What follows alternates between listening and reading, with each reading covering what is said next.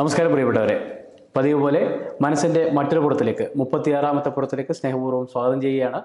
മനസ്സിൻ്റെ പല വിഷയങ്ങളും ചർച്ച ചെയ്യാനായി നമ്മളൊപ്പം പതിവ് പോലെ ഒത്തുചേരുകയാണ് ഡോക്ടർ ജോൺ പനക്കൽ. സ്വാഗതം ചെയ്യാം. നമസ്കാരം സർ. നമസ്കാരം പ്രദീപ്. നമ്മൾ 36-ലെത്തിയിരിക്കുന്നു. എന്താണ് 36ാം പുറം? മുന്നോട്ട്. അതെ, മുമ്പോട്ട് വെക്കുന്നത് എന്താണ് നമ്മൾ ഇത്തവണ ചിന്തിക്കാൻ പോകുന്നത്?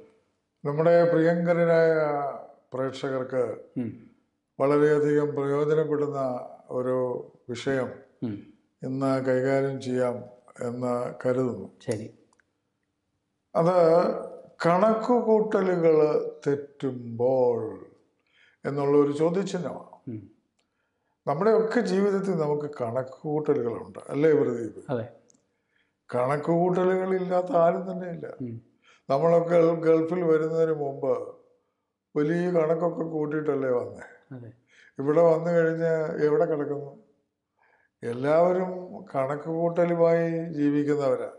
ബാല്യം മുതലേ നമുക്ക് കണക്ക് കൂട്ടലുകളുണ്ട്. ബാല്യം കഴിയുന്നു, കൗമാരം വരുന്നു. കൗമാരത്തിലൊക്കെ നമ്മളെപ്പറ്റി നമ്മുടെ മാതാപിതാക്കൾ കൂട്ടൽ തുടങ്ങും. നമ്മളെപ്പറ്റി എന്തായിത്തീരണം എന്നുള്ളതിനെ പറ്റി മാതാപിതാക്കൾ കണക്ക് കൂട്ടും. പക്ഷേ അത് സാധിക്കാതെ വരുമ്പോഴേ അവർ ആശങ്കയിലാകും. വാസ്തവത്തിൽ ഈ കണക്ക് കൂട്ടലുകൾ എന്ന് പറയുന്നത് ഒരു പ്രതീക്ഷയാണ്, ജീവിതത്തിലെ ഒരു പ്രതീക്ഷ. എനിക്ക് ഇങ്ങനെ ആവണം, ഇങ്ങനെ സംഭവിക്കണം, ഇങ്ങനെ പോകണം, ഇത് കിട്ടണം എന്നുള്ളൊരു പ്രതീക്ഷ. ആ പ്രതീക്ഷകളെ തകർക്കുന്ന എന്താണെന്നറിയാമോ? ആകാംക്ഷകളാണ്. പ്രതീക്ഷകളെ ആകാംക്ഷകൾ തകർക്കുന്നു. അപ്പോ ആകാംക്ഷയില്ലാതെ ജീവിക്കാൻ പറ്റുമോ? പറ്റത്തില്ലല്ലോ. നടക്കുമോ? നടക്കത്തില്ലയോ? കിട്ടുമോ? കിട്ടത്തില്ലയോ? കൊടുക്കണോ? കൊടുക്കണ്ടായോ? ഇതൊക്കെയായി ആകാംക്ഷയുടെ ലക്ഷണങ്ങളാണ്.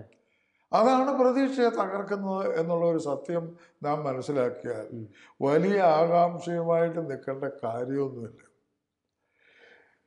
പ്രദീപ്, ഈ ജീവിതം എന്ന് പറയുന്ന ഒരു പാൽപ്പായസമാണ്. ഒരു പാൽപ്പായസം ഉണ്ടാക്കി അതിന്റെ വെള്ള നിറമാണല്ലോ പാൽപ്പായസത്തിന്. നല്ല രുചിയാണല്ലോ. കുടിച്ചിട്ടുണ്ടോ? അമ്പലപ്പുഴ പാൽപ്പായസം. Very good. പാൽപ്പായസം നമ്മള് പല നിറത്തിലുള്ള കപ്പില് അങ്ങോട്ട് പകരുക. ഒന്ന് ചുവന്ന നിറം, മറ്റേത് പച്ച നിറം, മറ്റേത് മഞ്ഞ നിറം, മറ്റേത് നീല നിറം, അങ്ങനെ പല നിറമുള്ള കപ്പിൽ പാൽപ്പായസം പകർന്നാലും പായസത്തിന്റെ നിറം മാറുമോ? രുചി മാറുമോ? ഇല്ല. ജീവിതമെന്ന് പറയുന്നത് പാൽപ്പായസമാണെങ്കിൽ ഈ പല നിറമുള്ള കപ്പുകള് സാഹചര്യങ്ങളാണ്. ശ്രീ രവിശങ്കർ എന്ന് പറയുന്ന മഹാനായ തത്വചിന്തകൻ, നാം എല്ലാം ബഹുമാനിക്കുന്ന അദ്ദേഹം ഒരു പുസ്തകത്തിൽ എഴുതിയിട്ടുണ്ട്, the happiest people do not have the best of everything. The happiest people do not have the best of everything. സന്തോഷവാന്മാരായി ജീവിക്കുന്ന ആളുകൾക്ക് ജീവിതത്തിൽ എല്ലാം കിട്ടിയിട്ടാണോ അവർ സന്തോഷിക്കുന്നത്? അല്ല. മഹാത്മാഗാന്ധി ഒരിക്കൽ പറഞ്ഞു, the happiest people make the best of everything that they have. മഹാന്മാരായ ആളുകള് അല്ലെങ്കിൽ സന്തോഷിക്കുന്ന, ജീവിതത്തിൽ സന്തോഷമുള്ള ആളുകള് അവർക്കുള്ളതിൽ സന്തോഷം കണ്ടെത്തും. നമുക്കതല്ലല്ലോ. ഇല്ലാത്തത് വേണമെന്നുള്ള ആഗ്രഹവും അത്യാഗ്രഹവും അത്യാവേശവും അല്ലേ. ഗാന്ധിജി പറഞ്ഞിരിക്കുന്നു, the happiest people make the best of everything that they have. തീർന്നില്ല. എബ്രഹാം ലിങ്കൺ പറഞ്ഞിരിക്കുന്നു, അമേരിക്കയുടെ പ്രസിദ്ധനായ president, the richest person is not a one who has the most but a one who needs least. കുറേ ആവശ്യങ്ങൾ ഉള്ള ആളാണ്, വളരെ കുറച്ച് ആവശ്യങ്ങളുള്ള ആളാണ് ധനികൻ. ഒരുപാട് ആവശ്യങ്ങളുമായി നിൽക്കുന്നവൻ ഒരിക്കലും ധനികനാകുന്നില്ല. അത് എബ്രഹാം ലിങ്കന്റെ ഭാഷ്യമാണ്.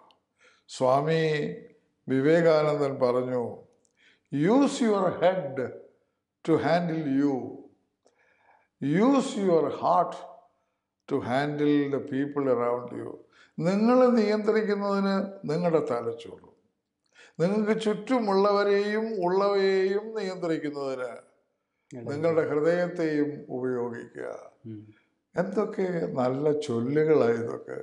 പ്രദീപ് അതിനെക്കുറിച്ച് എന്ത് പറയുന്നു? തീർച്ചയായിട്ടും സാർ പറഞ്ഞു വരുന്ന ഒരു സാഹചര്യം മനസ്സിലാവുന്നുണ്ട്. സന്തോഷത്തെ തേടുന്നവരെ പറ്റിയാണ്.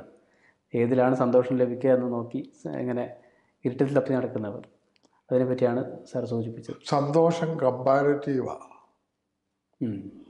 ചെറിയ സന്തോഷം കിട്ടുമ്പോൾ അതിൽ കൂടുതൽ വേണമെന്ന് തോന്നും, അത് കിട്ടുമ്പോൾ അതിൽ കൂടുതൽ വേണമെന്ന് തോന്നും. അങ്ങനെ പോയി ആകാശം മുട്ടെ സന്തോഷം വേണമെന്ന് ആഗ്രഹിക്കുന്ന ഒരു അവസ്ഥയിലേക്ക് നമ്മൾ എത്തും. കമ്പാരിറ്റീവാണ് സന്തോഷം എന്ന് പറയുന്നത്. ഈ കണക്കുകൂട്ടലുകളൊക്കെ തെറ്റുന്നത് എന്തുകൊണ്ടാണെന്ന് നമുക്കൊന്ന് ചിന്തിക്കാം. അമിതമായ ആശങ്ക, നടക്കുമോ നടക്കത്തില്ലയോ എന്നുള്ളത്. ഇപ്പോൾ ഉദാഹരണത്തിന് നമ്മുടെയൊക്കെ വീടുകളിൽ ഇപ്പോഴ് 10ാം ക്ലാസ്സിലും പ്രധാനപ്പെട്ട പരീക്ഷകളൊക്കെ എഴുതുന്ന കുട്ടികളിൽ പരീക്ഷ അടുക്കുമ്പോൾ ഒരു 2 മാസം മുമ്പ് ആ വീട്ടിൽ TV ഓൺ ചെയ്യത്തില്ല, ആ വീട്ടിൽ ഒരു കലാപരിപാടിയുമില്ല, ആ വീട്ടിൽ എക്സ്ട്രാ ഭക്ഷണം വെക്കത്തില്ല, എല്ലാവരും ശാന്തമാണ്. എന്താണെന്നറിയോ? കൊച്ചിന് പഠിക്കണം, കൊച്ചു നല്ല മാർക്ക് വാങ്ങിക്കണം. വീടിൻ്റെ ആ സ്പന്ദനം തന്നെ അങ്ങ് മാറിപ്പോകും. ആകാംക്ഷയാണ്. ശരിയല്ലേ അത്?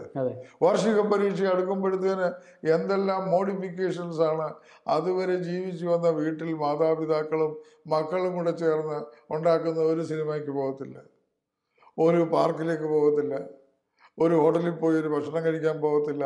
എല്ലാം അതിനകത്തിൽ തന്നെ, ആ കൂരയ്ക്കകത്ത് തന്നെ. അമിതമായ ആശങ്കയാണ്. എൻ്റെ കുഞ്ഞ് ജയിക്കുമോ തോക്കുമോ, ജയിച്ചാൽ തന്നെ എത്ര മാർക്ക് കിട്ടും, ഞാൻ ഉദ്ദേശിക്കുന്ന അഡ്മിഷൻ അതിന് കിട്ടുമോ എന്നുള്ള അമിതമായ ആശങ്കയാണ് ഒന്നാമത്തെ കാരണം. കണക്ക് കൂട്ടലുകൾ തെറ്റാൻ. രണ്ടാമത്തത് ജീവിതത്തിലെ ആരവാരങ്ങൾ. നമ്മളൊക്കെ ജീവിതത്തിലെ ആരവാരങ്ങൾ ഇഷ്ടപ്പെടുന്നവരാണ്. ആരവാരം എന്ന് പറഞ്ഞാൽ തൃശ്ശൂർ പൂരവും പെരുന്നാളുകളും ഒക്കെ വരുമ്പോൾ മനുഷ്യർ ആരവാരങ്ങളിൽ കൂടെ ഘോഷയാത്രകളും മറ്റു ആഘോഷങ്ങളും ഒക്കെ നടത്താറില്ലേ? ജീവിതത്തിൽ ആരവാരങ്ങൾ ഉണ്ടാക്കുന്ന മനുഷ്യരുണ്ട്. എന്താ അത്? ധാരാളിത്തം, പുറംപൂച്ച്, പുറമേ എല്ലാം ഉണ്ടെന്ന് കാണിക്കുക, എന്നിട്ട് ആവശ്യമില്ലാത്തിടത്ത് ആവശ്യമില്ലാത്ത സോഴ്സിൽ നിന്ന് കാശ് കടം വാങ്ങി ധാരാളിത്തം കാണിക്കുക. ഇതിനെയാണ് ജീവിതത്തിലെ ആരവാരങ്ങൾ എന്ന് പറയുന്നത്. ഒരു അധ്യാപകനെ ക്ലാസ്സിൽ 3-4 വിദ്യാർത്ഥികൾ തെറ്റ് ചെയ്തപ്പോൾ അദ്ദേഹം അവരെ ശിക്ഷിച്ച എങ്ങനെയാണെന്നറിയാം? ഒരു ഗ്ലാസ്സിനകത്ത് വെള്ളം എടുത്തു, പകുതി ഗ്ലാസ് വെള്ളം എടുത്തിട്ട് ചെറിയ തെറ്റ് ചെയ്തവൻ്റെ കൈ കൊടുത്തിട്ട് പറഞ്ഞു, 5 മിനിറ്റ് നീ കൈ നോർത്ത് പിടിച്ചിട്ട് ഈ ഗ്ലാസ്സിലെ വെള്ളം നീ പിടിച്ചോണ്ടിരിക്കുക. അതേ വെള്ളം തന്നെ കൂടുതൽ തെറ്റ് ചെയ്തവന് 10 മിനിറ്റ്, അതിൽ കൂടുതൽ ചെയ്തവന് 15 മിനിറ്റ്, ഏറ്റവും കൂടുതൽ തെറ്റ് വരുത്തിയവന് 1 മണിക്കൂർ. ഒരേ ഗ്ലാസും ഒരേ അളവ് വെള്ളവും പല സമയങ്ങളായി ദൈർഘ്യത്തിൽ അത് പിടിച്ചു കഴിഞ്ഞാൽ നമുക്ക് ബുദ്ധിമുട്ട് വരും, പിടിക്കാൻ തോന്നത്തില്ല. ഇതാണ് വാസ്തവത്തിൽ ജീവിതത്തിലെ ആരവാരങ്ങളിൽ കൂടെ ഉണ്ടാകുന്നത്. ഒരുപാട് ആരവാരങ്ങളുടെ പുറകെ പോകുന്ന മനുഷ്യര് ഈ ആരവാരങ്ങളെ ഗ്ലാസ്സിലെ വെള്ളമാക്കി മാറ്റിയിട്ട് അത് പിടിക്കാൻ, അതുമായി ഒരു ഒത്തുതീർപ്പുണ്ടാക്കാൻ ശ്രമിച്ചുകൊണ്ടിരിക്കുക. പ്രദീപ്, ഞാനും പ്രദീപും നമ്മെ കേൾക്കുന്നവരും ആരവാരങ്ങളിൽ ഇഷ്ടപ്പെടുന്നവരാണ് നമ്മൾ. സത്യം പറഞ്ഞു കഴിഞ്ഞാൽ ധാരാളിത്തമാണ് നമുക്ക് ഒരു വശത്തുള്ളത്, പുറംപൂച്ചുകൾ ആണ് മറുവശത്തുള്ളത്. ധാരാളിത്തവും പുറംപൂച്ചും ആരവാരത്തിൻ്റെ 2 മുത്തുക്കുടകളാണ്. അതാണ് മറ്റൊരു കാരണം. മൂന്നാമതൊരു കാരണം കൂടെ പറയാം, പൊരുത്തമില്ലായ്മ. വീട്ടിൽ അച്ഛനും അമ്മയും മക്കളുമുണ്ട്. എല്ലാവർക്കും അവരവരുടേതായ അഭിപ്രായമാണ് ഒരു വിഷയത്തെക്കുറിച്ച് തന്നെ. പൊരുത്തമില്ല, അവിടെ അനുസരണമില്ല. ഗൃഹനാഥൻ പറയുന്ന അനുസരിക്കാൻ ഗൃഹനാഥയും മറ്റു കുട്ടികളും തയ്യാറല്ല. ഞാൻ പല കുടുംബങ്ങളെയും അങ്ങനെ കണ്ടിട്ടുണ്ട്. അമ്മയും മക്കളും ഒരു സൈഡ്, അച്ഛൻ വേറൊരു സൈഡ്. പാവക്കാരൻ എന്ത് പറഞ്ഞാലും അവിടെ ഒരു വിലയില്ല. ഇപ്പം തന്നെ നമ്മുടെ ഓഫീസിൽ ഒരു കൗൺസിലിങ് നടന്നുകൊണ്ടിരിക്കുക അതിനെപ്പറ്റി. ഒരു വിലയുമില്ലാത്ത ചില ആളുകൾ ചില വീടുകളിലെ ഭിത്തിക്കുള്ളിൽ കഴിഞ്ഞുകൂടുന്നുണ്ട്. പൊരുത്തമില്ലാത്ത വീട്ടില് എങ്ങനെ കണക്കുകൂട്ടലുകൾ ശരിയാവും പ്രദീപേ? തനിപ്പിടുത്തമുള്ള വീട്ടിൽ എങ്ങനെ കണക്കുകൂട്ടലുകൾ ശരിയാകും പ്രദീപേ? കൗമാരത്തിലെത്തിയ ഒരു കൊച്ചൻ രാത്രി 12 മണിക്ക് വീട്ടിൽ കയറി വരുമ്പോൾ അവനെ ചോദ്യം ചെയ്താൽ അവൻ പറയുന്ന എൻ്റെ ഇഷ്ടമാ, പോയി പണി നോക്ക് എന്ന് പറയുന്ന ഒരു വീട്ടിൽ പൊരുത്തമുണ്ടോ? ഇല്ല. അപ്പോൾ 3 കാരണങ്ങളാണ് നമ്മുടെ കണക്കുകൂട്ടലുകൾ തെറ്റാനായിട്ട് ഉള്ളത്. ഒന്ന്, അമിതമായ ആശങ്ക. രണ്ടാമത്തത്, ജീവിതത്തിലെ ആരവാരങ്ങൾ. 3, ഒരു കുടുംബത്തിൽ തന്നെ പൊരുത്തമില്ലാത്ത ആളുകൾ ഒരുമിച്ച് അഭിനയിച്ച് കഴിയുന്നു. ഈ കണക്കുകൂട്ടലുകൾ തെറ്റാതെ ഇരിക്കാൻ എന്ത് ചെയ്യണമെന്ന് അടുത്ത ആഴ്ച പറഞ്ഞാൽ പോരെ? അടുത്ത എപ്പിസോഡാവട്ടെ. Over to you. വളരെ മനോഹരമായ ആശയമാണ് ഇന്ന് സാർ തുടങ്ങി വെച്ചിരിക്കുന്നത്. ആശങ്കകളില്ലാതെ എങ്ങനെ ജീവിക്കാം, അല്ലെങ്കിൽ കണക്ക് കൂട്ടലുകൾ പെട്ട് ഉഴലുന്ന ജീവിതങ്ങൾക്ക് ഒരാശ്വാസമാണ് ഇന്നത്തെ മനസ്സ് എന്ന് മനസ്സിലാക്കുന്നു. അടുത്ത ആഴ്ച ഇതിൻ്റെ 2ാം ഭാഗം ഉണ്ടാകും. അതുവരേക്കും നന്ദി, നമസ്കാരം.